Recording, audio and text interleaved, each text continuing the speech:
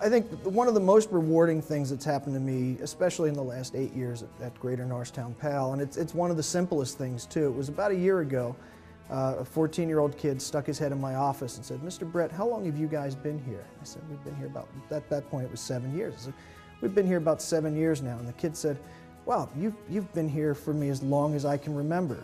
Thanks." And just walked away. And I sort of sitting there looking at my computer, looking back at the door, and just sort of sat back and said, you know, this is why you show up to work every day. This is why you do this. And it only took 30 seconds, but it was one of the more, you know, memorable things that's happened in the last couple of years. One of my best friends, he was shot by the police. His children had nowhere to go. They were actually here not legally. So I took it upon myself, me and my wife took it upon ourselves, you know, to help them out, give them a place to stay. We took care of them for years. Now they're doing their own thing. They came up out of the poverty, they're going to school, good grades, and I think that's one of the best things we ever did. One of the things for me is that I've been there over 30 years, and so I've kind of gotten to see from young children all the way up to successful adults. And in the last 10 years, a number of those young day campers, maybe when I started as a program director, have come onto my board of directors and are now making an impact on other kids. And I just think that to see that is so fulfilling because, you know, some of the things, some of the supports that were provided helped that happen. And then here they are, just, you know, paying it forward to the next generation. And for me, that's, you know, that's the best thing I could see, you know, as far as feeling that there are rewards from my work, like it made a difference. I've been a career nonprofit person for almost 24 years now. Worked with 2 other agencies prior to coming to the Police Athletic League in 2004. They were looking for a director. I was looking for a change, and this was practically in the neighborhood I grew up in, within 3 blocks of where I grew up. I'm 28 and grew up in a community that was really, really poor, and I just stayed motivated. I motivated myself I wanted better, to do better, and just to take care of my family.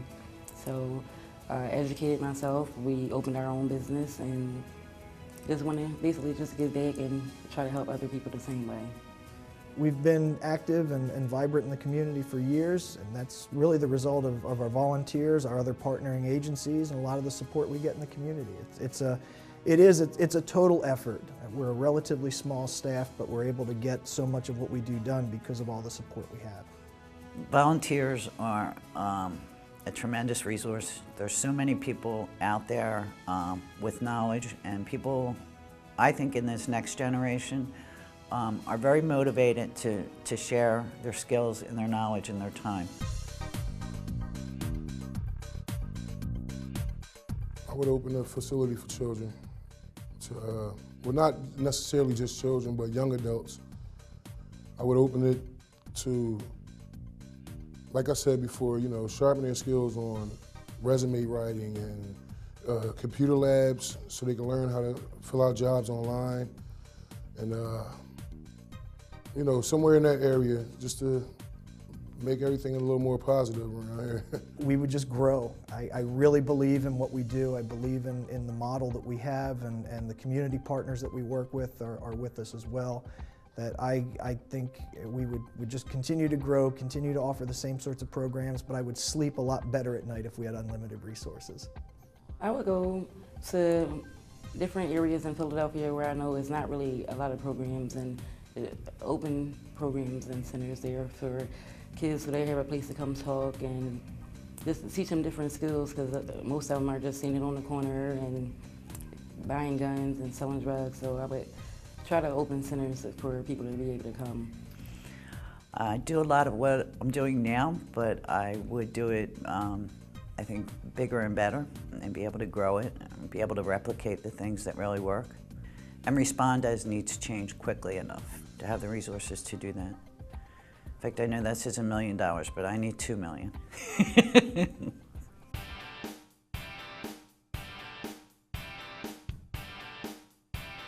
My main goal the next year or two is to see at least try to help 1,000 children, 1,000 young adults get jobs. That'll be my goal for the next year. I see us being more important than ever. You know, families in this economy and with a lot of the issues that are facing folks, especially in urban areas, we need to provide more of that support for education and get kids thinking about their futures outside of what they're used to and what their environment normally directs them towards. I think we need to do more in terms of addressing at an early age messages of anti-violence, career preparation, things like that that are going to get kids thinking about their life past their childhood and into their adulthood. Again, outside of where they are right now, and just letting them know that there's opportunities for them, there's better things available to them, and then hopefully getting into the mindset to give back once they've gotten to that point too. I'm very optimistic about the future. I think that we've really past the me generation, and we have people that are just extraordinarily willing to help other people and be involved in their communities in so many different ways. So we have had about 700 volunteers a year contribute time and expertise, and it has really stretched what we're able to do. If we're able to reach out to all the children in the community where our center is located and get them jobs and off the corners and try to help get the murder rate down because they're out doing things productive instead of being in the community just sitting around and not doing anything, that would be successful for me. I don't know, you know, it's something that I think is turned into a lifetime commitment. It wasn't my plan, but as I said, sometimes it chooses you.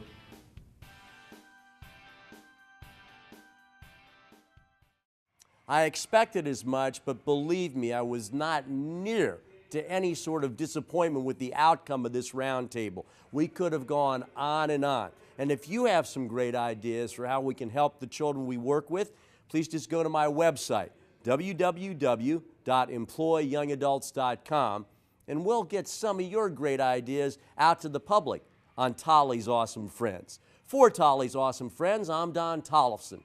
Thanks for watching.